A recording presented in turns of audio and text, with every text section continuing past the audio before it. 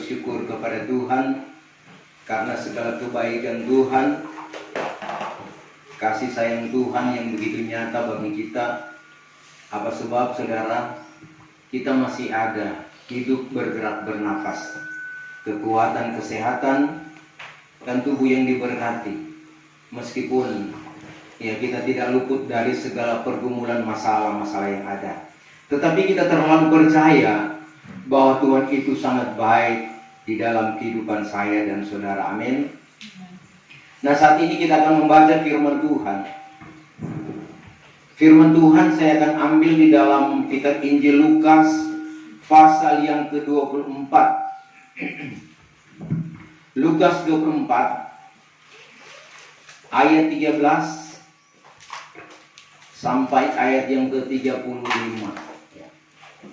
Kita akan baca semua dan kita akan berbalas-balasan. Saya akan baca ayat yang ganjil, sidang Jumat baca di dalam ayat yang genap. Baca bersama-sama, jangan saling mengejar sehingga enak terdengar dan terekam. Karena ini sedang live ya. Kita sedang direkam untuk kita bisa mendengar, melihat-lihat. Lukas 24 ayat 13, firman Tuhan. Pada hari itu juga adalah dua orang dari antara mereka itu sedang berjalan ke sebuah kampung yang bernama Emmaus, sekira-kira perjalanan 3 jam jauhnya dari Yerusalem. Dan maka bercakap-cakaplah mereka itu sama sendirinya dari hal segala perkara yang sudah berlaku itu. Maka tatkala keduanya bercakap-cakap dan bertanya seorang kepada seorang, tiba-tiba Yesus sendiri menghampiri mereka itu sambil berjalan sertanya. Tetapi mata mereka itu tertahan daripada mengenal Dia.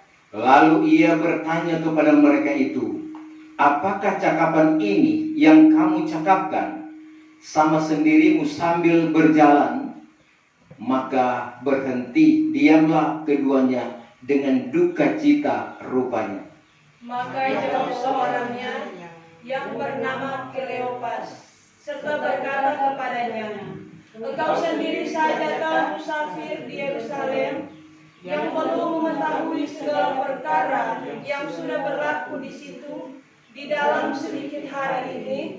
Maka kata Yesus kepada mereka itu, perkara apakah itu?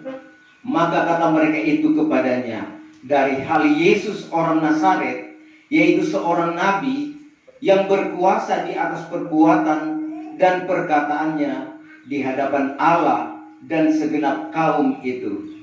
Dan bagaimana kepala-kepala imam dan penghulu-penghulu kita telah menyerahkan Dia akan dihukumkan mati, lalu disalibkannya Dia.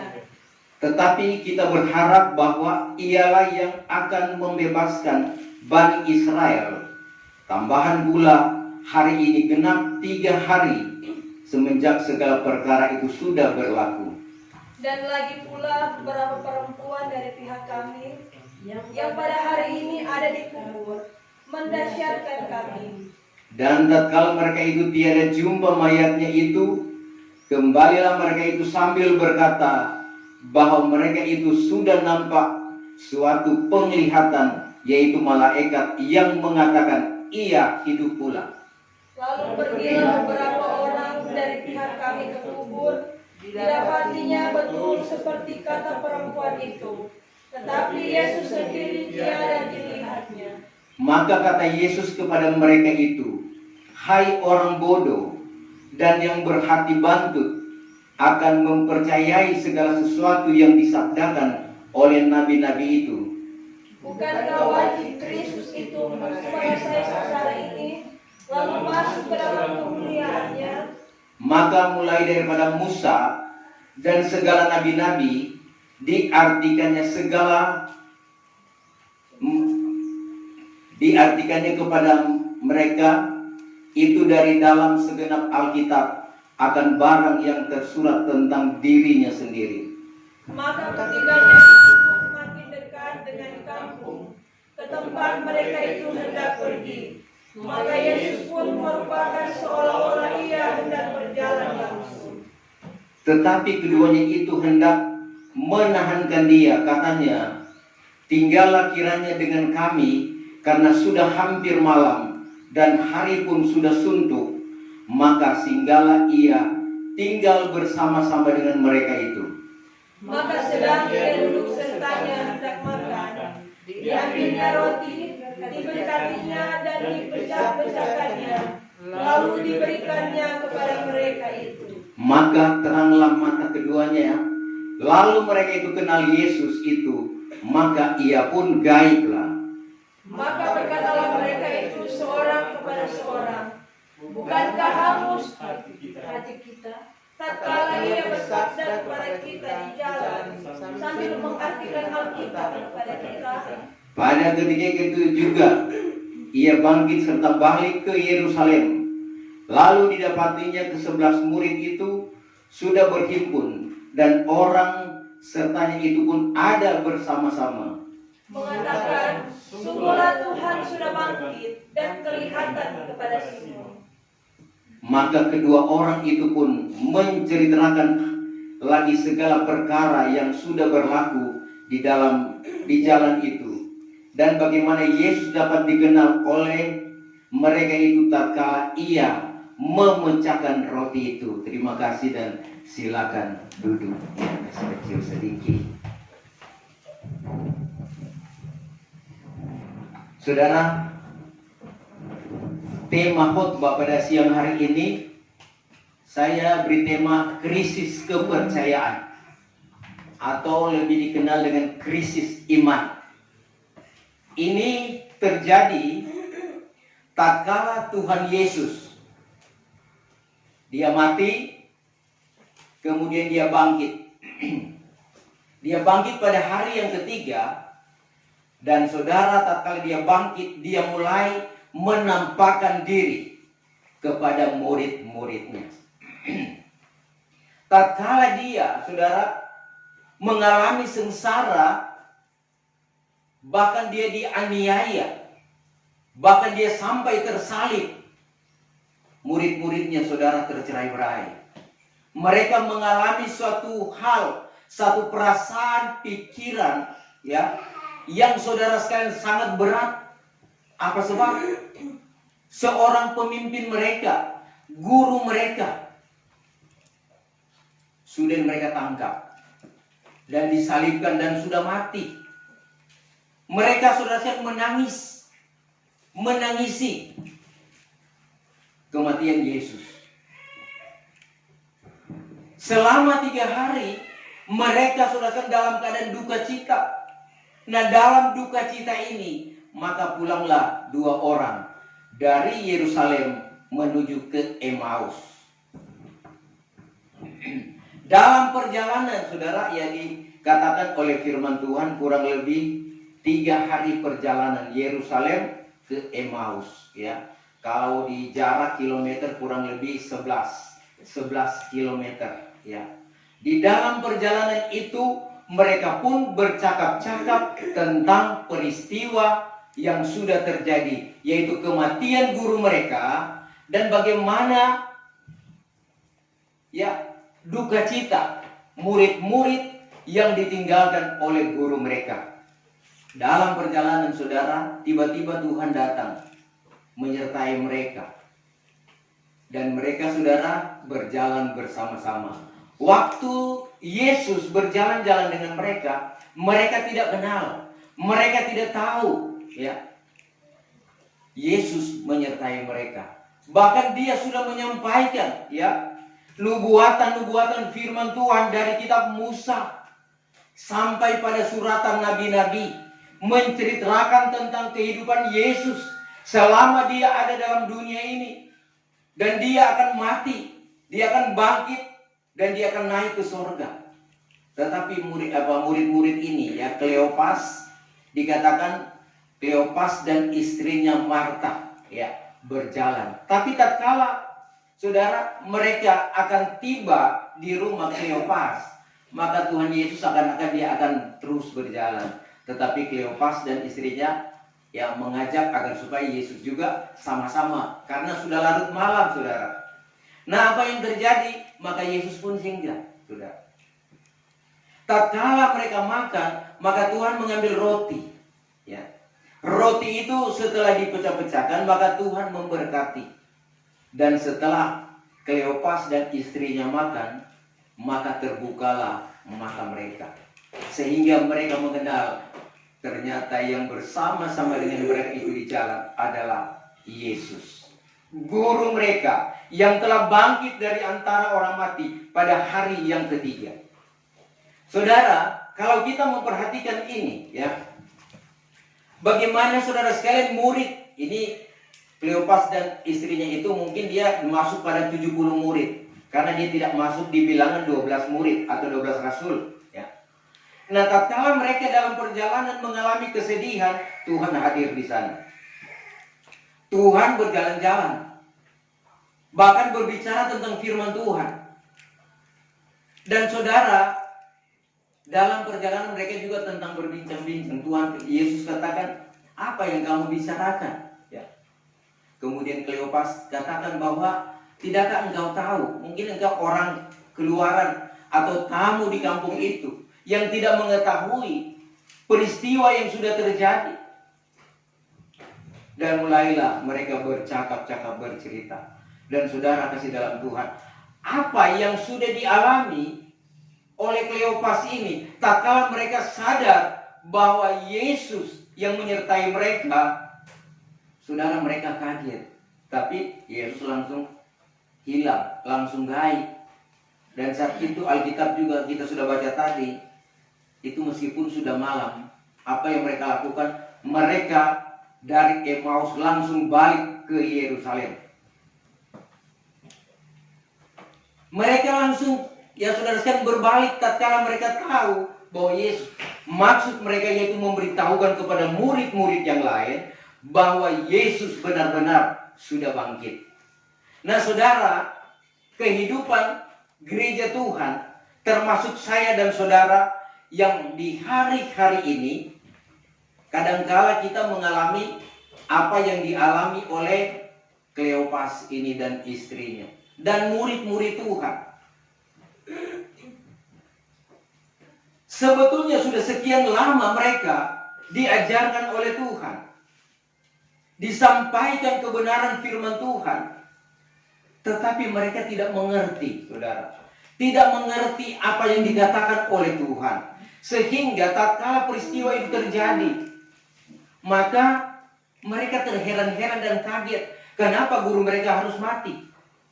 Saudara, tiga kali Tuhan Yesus menyampaikan sengsaranya.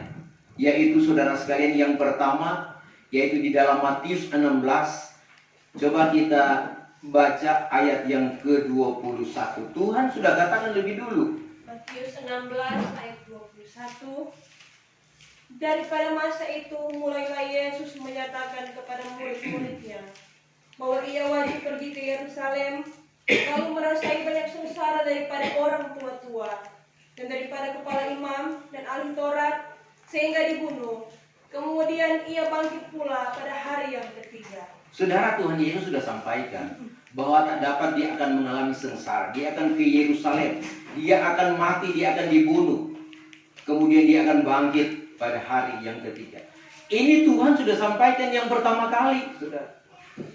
Bahkan kalau kita membaca ayat selanjutnya, Petrus sudah, ya saudara sekalian, dia katakan, ya jangan begitulah Tuhan, hal itu tidak akan terjadi. Tapi Tuhan kencing dia, hanyalah ke belakang, hai iblis. Karena ini firman Tuhan yang sedang dinubuatkan. Itu yang pertama, saudara. Tuhan sampaikan bahwa dia akan, anak manusia akan mengalami penderitaan. Dia akan dianiaya, dia akan mati tersalib, dan dia akan bangkit pada hari yang ketiga. Kemudian yang kedua juga Tuhan katakan, mari kita baca Markus pasal 9 ayat 31 dan ayat 32. Markus 9 ayat 31. Karena ia mengajar murid-muridnya serta berkata kepada mereka itu, anak manusia itu akan diserahkan ke tangan orang. Anak manusia akan diserahkan ke tangan orang. Lalu orang-orang itu akan membunuh dia. Orang-orang akan membunuh dia. Setelah ia dibunuh Setelah oleh dia mereka dibunuh, itu, iya, maka pada hari yang ketiga ia akan bangkit pula. iya, pada hari yang ketiga dia akan bangkit pula. Kedua kali, ya, Tuhan sampaikan kepada murid-muridnya. Kemudian yang ketiga, Lukas 18. Kita baca Lukas 18 ayat 31 sampai ayat yang ke-34. Ayat 31. Maka dibawanya ke-12 murid itu tetap berkata kepada mereka itu bahwa kita ini berjalan naik ke Yerusalem. Maka segala sesuatu yang disuratkan oleh nabi-nabi akan disampaikan atas anak manusia. Karena ia akan diserahkan ke tangan orang kafir, dan ia diolok-olokkan dan dinistakan serta diludahi orang. Dan mereka itu pun menyesah lalu membunuh dia. Maka pada hari yang ketiga ia akan bangkit pula. Iya, terima kasih. Kita memperhatikan saudara apa yang terjadi dengan murid-murid Tuhan. Ya. Tuhan sudah mengajarkan firman Tuhan. Tuhan sudah bersama-sama. Kurang lebih 3,5 tahun. Bahkan saudara kasih dalam Tuhan, kita memperhatikan di sini, ya. Tatkala firman Allah digenapi, mereka itu terheran-heran. Nah, hal ini terjadi di gereja Tuhan akhir zaman ini, tatkala kita akan memasuki kesempurnaan gereja. Saya dan saudara, ya, hitung-hitung sekian lama kita mengenal Tuhan, mengenal pengajaran yang benar, kabar pengantin Kristus. Kita sudah mendengar suara nubuatan, karunia-karunia Roh Kudus, melihat kemuliaan Tuhan. Bahkan Tuhan sudah membukakan satu rahasia eskatologi dari kekal sampai kekal. Bagaimana Tuhan menciptakan langit dan bumi, kemudian menciptakan seisinya, menciptakan manusia. Manusia jatuh dalam dosa. Bagaimana cara Tuhan menyelamatkan manusia dari zaman datang kepada zaman, sampai pada sorga, sampai ke Yerusalem baru, sampai mereka menjadi sempurna tubuh, jiwa, dan roh. Semua diungkapkan, saudara. Nah, saudara, satu hal yang perlu, ya, yang perlu kita pelajari dari pembacaan firman Allah ini. Jangan sampai saudara sekalian seperti yang dialami oleh murid-murid Tuhan. Karena saudara, murid-murid Tuhan rata-rata mereka tidak percaya. Tidak percaya akan apa yang sudah disampaikan oleh Tuhan. Kita sudah mendengar selalu firman Tuhan. Berapa kali dalam seminggu kita ibadah, ada besok. Sudah disampaikan. Nah, mari saudara sekalian firman Allah ini kita tangkap, kita taruh di hati, dan kita lakukan. Sehingga tatkala firman Allah digenapi, maka kita sudah tahu nubuatan-nubuatan yang terjadi, bahwa pada akhir zaman akan datang masa yang sukar. Bahkan kamu akan mengalami penganiayaan, kamu akan ditinggalkan. Tapi Tuhan katakan, barang siapa yang setia sampai pada langkah yang terakhir, ya, dialah yang akan diselamatkan. Tuhan sudah menyampaikan, saudara, jangan sampai saudara sekalian pengalaman yang dialami oleh murid-murid Tuhan menjadi saudara atau terjadi di dalam kehidupan kita. Itu saudara satu kerugian bagi kita. Apa sebab, saudara? Ya. Nah, kalau waktunya Tuhan datang kemudian kita belum siap, artinya kepercayaan kita itu yang dipertanyakan. Iman kita kepada Tuhan. Sampai di mana iman kita kepada Tuhan? Saudara, kabar pengantin sudah diajarkan bahwa iman itu mengalahkan dunia. Apapun yang ada di dunia ini dikalahkan oleh orang yang beriman, orang yang percaya kepada Tuhan. 1 Yohanes pasal 5 ayat 4 dan ayat yang kelima. Minta tolong dibaca. Ayat 5 ayat 4. Karena barang apapun yang berasal daripada Allah mengalahkan dunia, maka inilah kemenangan yang mengalahkan dunia, yaitu iman kita. Iya. Siapakah dia yang mengalahkan dunia ini? Melainkan hanya orang yang percaya bahwa Yesus itu anak Allah. Iya. Yang mengalahkan dunia ini yaitu orang-orang yang percaya dan yang melakukan kehendak kebenaran firman Tuhan. Amin. Jadi pemanahan, saudara. Dan apakah kita sudah mengalami yang demikian? Karena Rasul Yakub katakan, Yakub 2 ayat yang ke-17, ya, iman tanpa perbuatan itu mati. Ya, coba minta tolong dibaca, Yakub 2 ayat mengingatkan kita. demikianlah juga iman. Jikalau tiada disertai perbuatan, matilah ia sendiri. Demikian juga iman. Iman kita, kepercayaan kita kepada Tuhan. Kalau kita percaya kepada Tuhan, kemudian perbuatan tidak ada, Tuhan katakan mati. Ya. Tuhan katakan, ini firman Tuhan katakan. Dan ada dikatakan oleh firman Tuhan, ada jemaat yang mati, disangka hidup tetapi mati, yaitu sidang jemaat Sardis dalam Wahyu pasal yang ketiga ayat yang pertama. Minta tolong dibaca.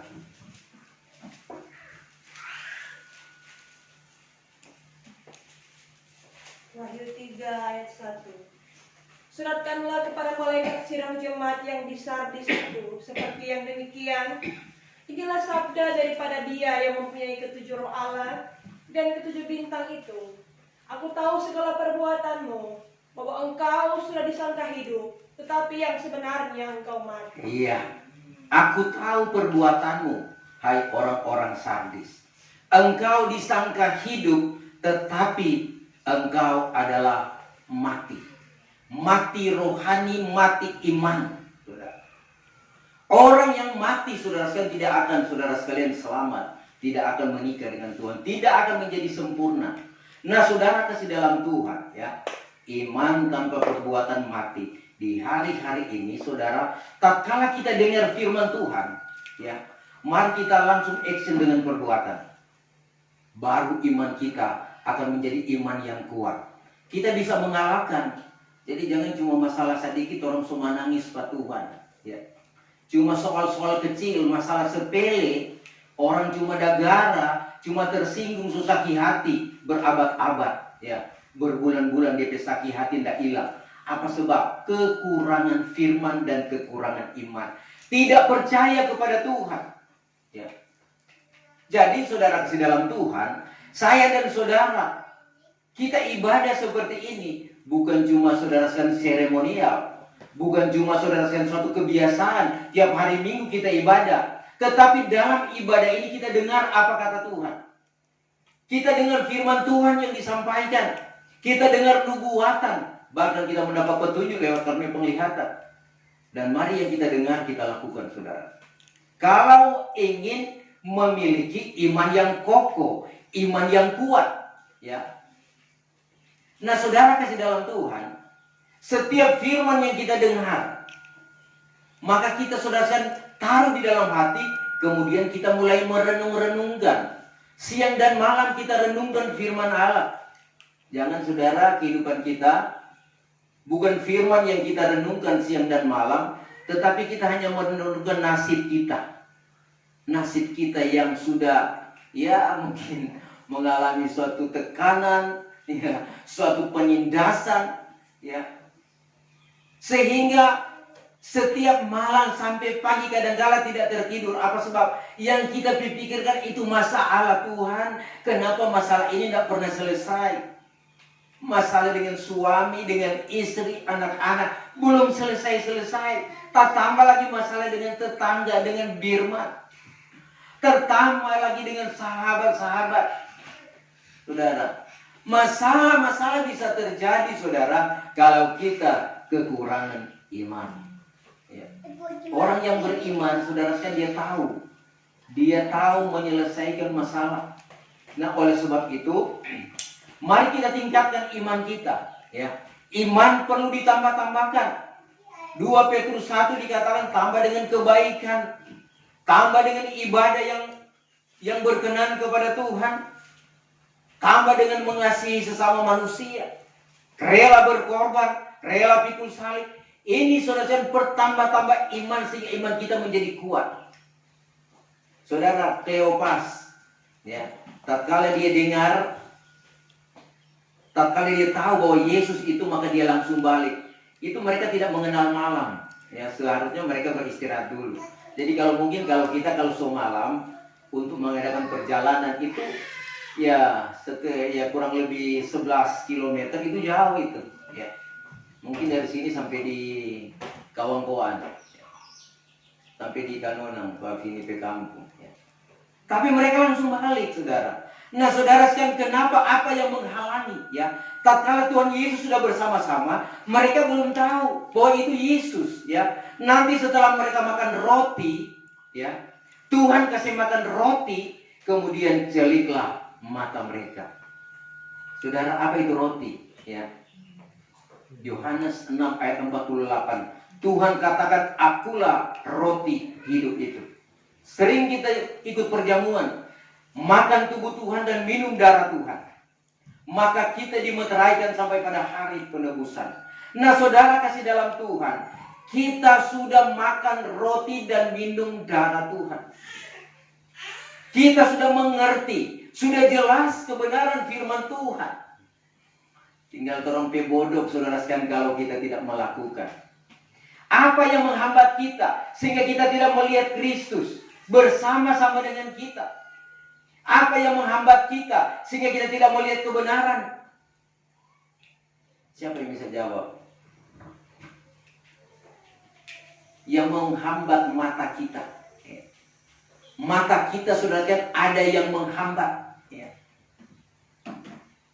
Ada yang menghambat, atau ada sesuatu yang tidak menghambat sehingga mereka tidak mengerti, ya. Yaitu dosa, ya. Ini dosa yang menghambat sehingga kita tidak melihat kebaikan Tuhan, kita tidak melihat berkat Tuhan. Ya, memang kita terima, tapi kita tidak melihat siapa pemberi itu. Karena kita kadangkala, ya, tatkala Tuhan berkati, bersyukur, terima kasih Tuhan. Cuma sampai di situ, ya. Firman Tuhan katakan Matius 15, kaum ini menghormati aku dengan mulutnya, hatinya jauh daripada Tuhan. Terima kasih Tuhan untuk berkat ini, tetapi dia tidak berpikir mengucap syukur yang bagaimana, yang berkenan kepada Tuhan. Karena ada yang mengatakan, dengan apa kita mau balas segala kebaikan Tuhan? Tuhan mintakan, saudara sekalian, kehidupan ini, sedangkan hidup kita persembahkan, apalagi cuma hal-hal yang kecil yang saudara sekalian dipinjamkan oleh Tuhan. Mari kita, saudara sekalian, terbuka mata rohani kita. Yang menghambat kita, saudara sekalian, untuk tidak melihat kebaikan Tuhan, kebenaran firman Tuhan, tidak merasakan penyertaan Tuhan, yaitu segala dosa. Ya. Yesaya 59 ayat 1 dan ayat yang kedua. Mari kita baca firman Tuhan. Yesaya 59 ayat 1. Bahwasannya lengan Tuhan tiada singkat, sehingga tiada dapat ia menolong kamu, dan telinganya pun tiada menjadi terlalu berat, sehingga tiada ia dapat mendengar.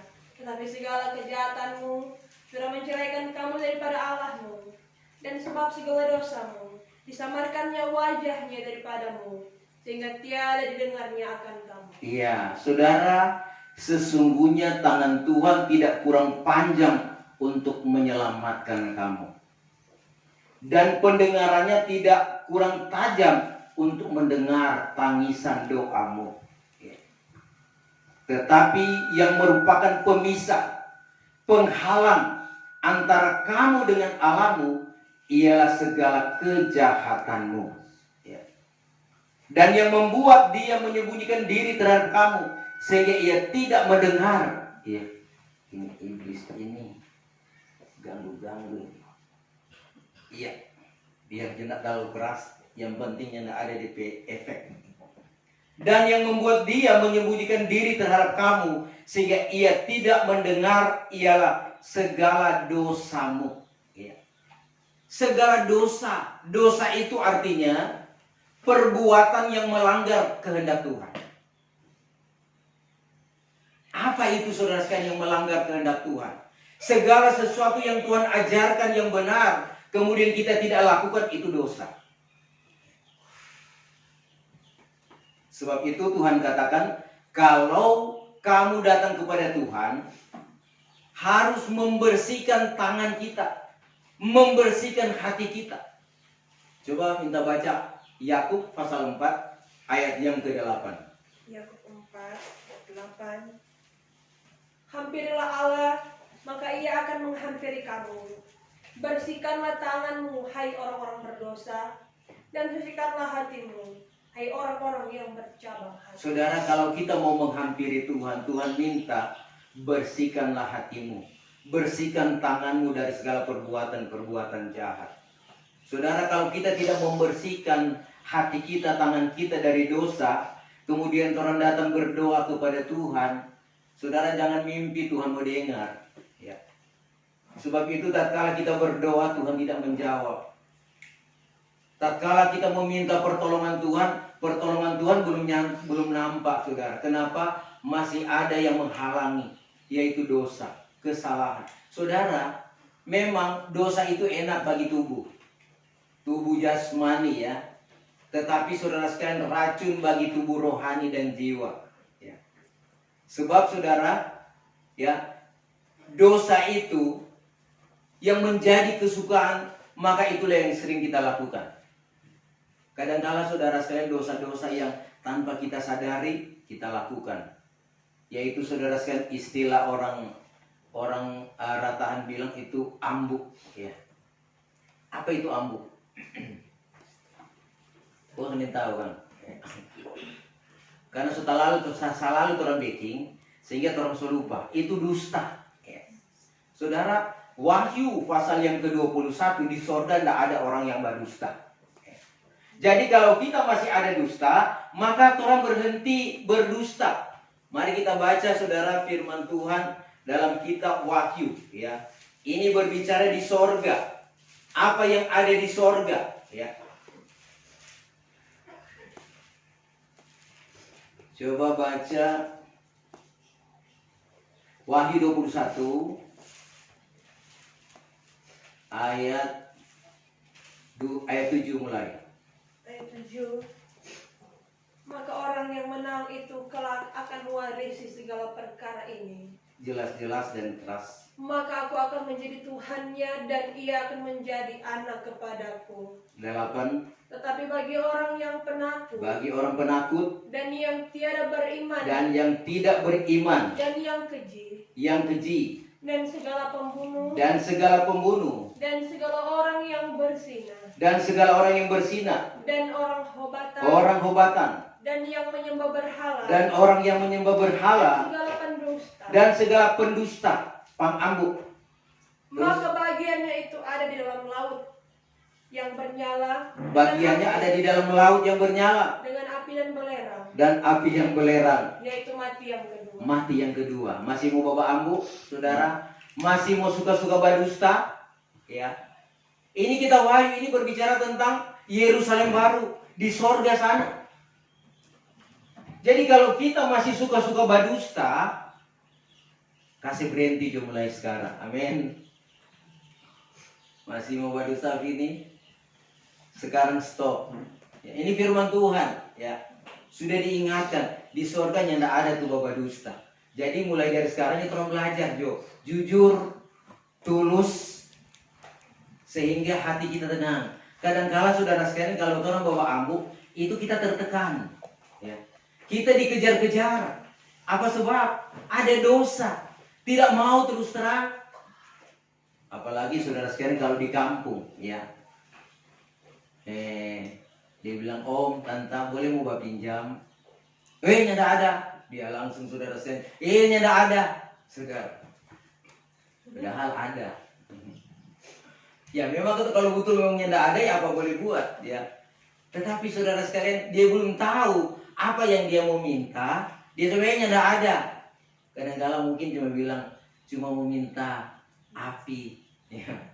Tapi dia bilang tidak ada, saudara. Nah ini saudara sekalian, mari orang perbaiki dari sekarang. Saudara, memang semua berdosa. Saya juga sebagai hamba Tuhan masih ada dosa. Jadi orang perbaiki dari sekarang. Bukannya gembala suka lalu benar, saudara. Masih perlu pembenahan diri. Ya. Sebab itu berkatalah yang jujur, tulus, terus terang kepada Tuhan. Saudara, kalau kita tulus, kita benar, maka saudara sekalian kita tetap dipelihara Tuhan, dijaga oleh Tuhan. Sebab itu saudara, dikatakan oleh firman Tuhan, ya, jikalau kamu berpegang teguh pada perkataanku, barulah dengan sesungguhnya kamu menjadi murid. Berpegang teguh pada perkataan, yaitu kepada firman Tuhan, orang lakukan dengan segenap hati, maka Tuhan katakan kamu murid. Yang bukan murid yaitu yang kabal, yang tidak mau melakukan. Coba baca Yohanes 8 ayat 31 dan ayat yang ke-32. Yahya 8 ayat 31. Ya. Lalu kata Yesus kepada orang Yahudi yang percaya akan Dia, "Jikalau kamu ini berpegang teguh kepada perkataanku, barulah dengan sesungguhnya kamu menjadi muridku, dan kamu akan mengetahui kebenaran, dan kebenaran itulah akan memerdekakan kamu." Ya, jika kamu berpegang teguh pada perkataanku atau kepada firman Tuhan, Tuhan katakan barulah dengan sesungguhnya kamu jadi murid. Dan kebenaran itu akan memerdekakan kamu. Jadi saudara, kita akan mengalami kemenangan oleh karena kebenaran. Selagi kita tidak melakukan kebenaran, saudara, maka kita, saudara sekalian, akan dilawan oleh Tuhan. Mari kita berbuat kebenaran di hari-hari ini.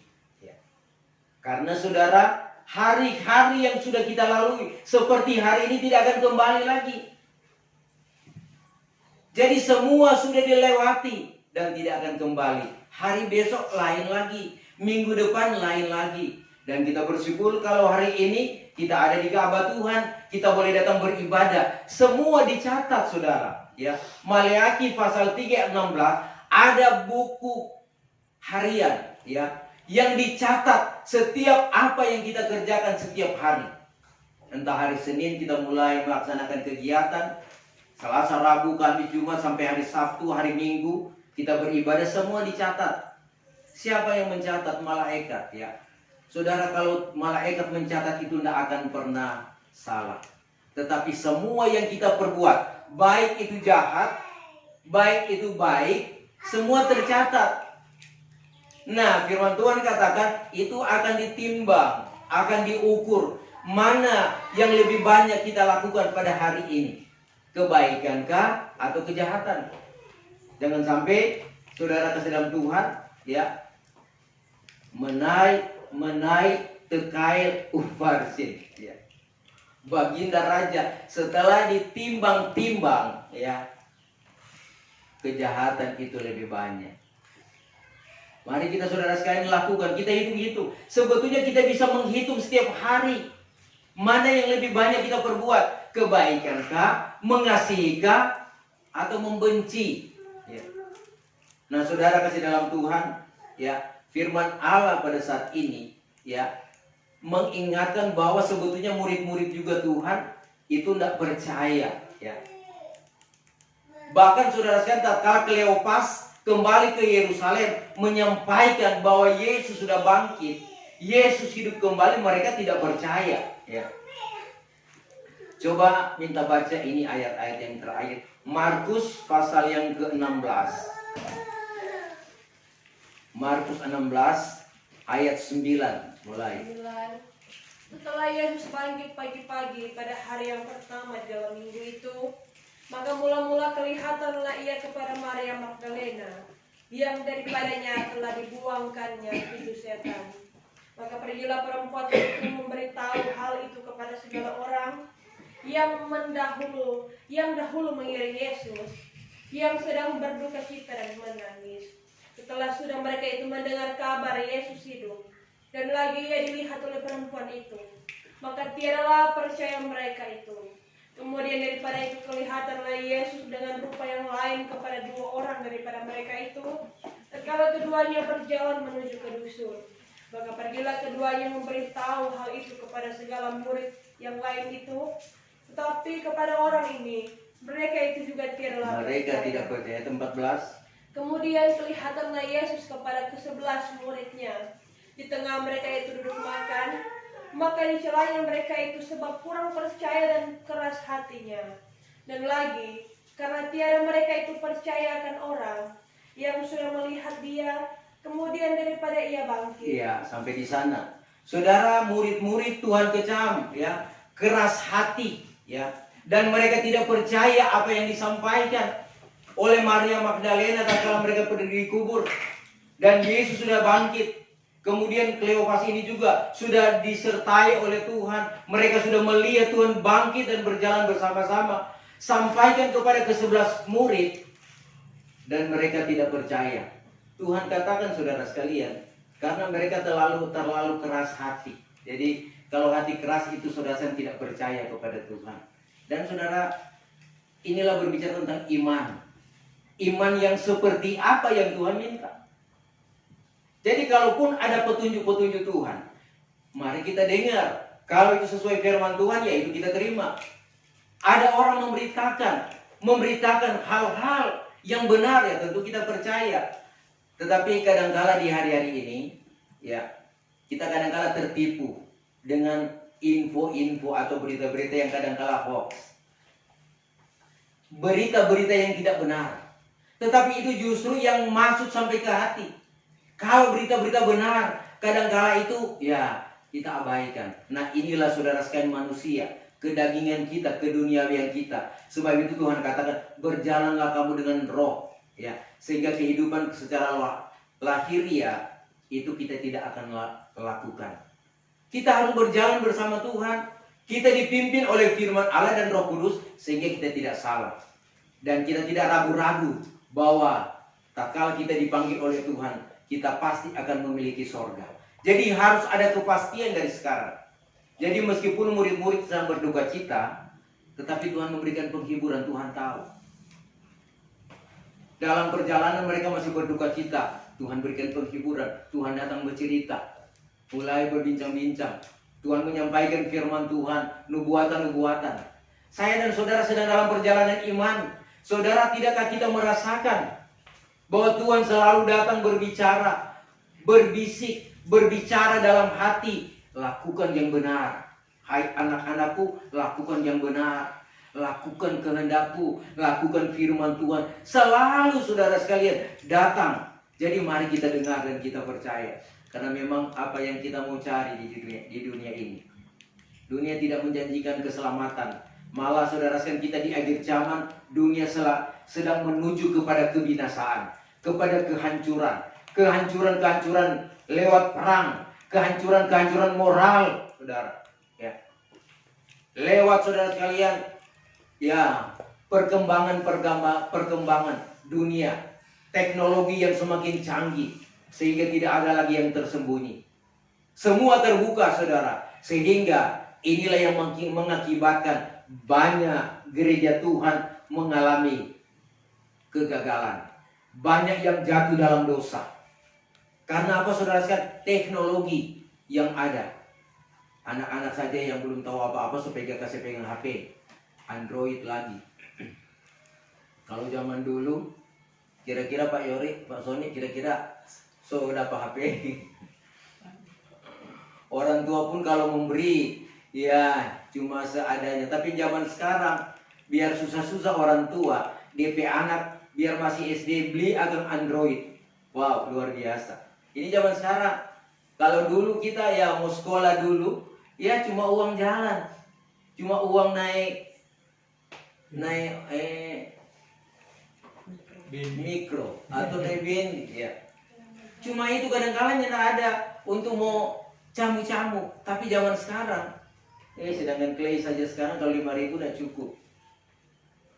Berapa clay? Dia dapat? Iya 20.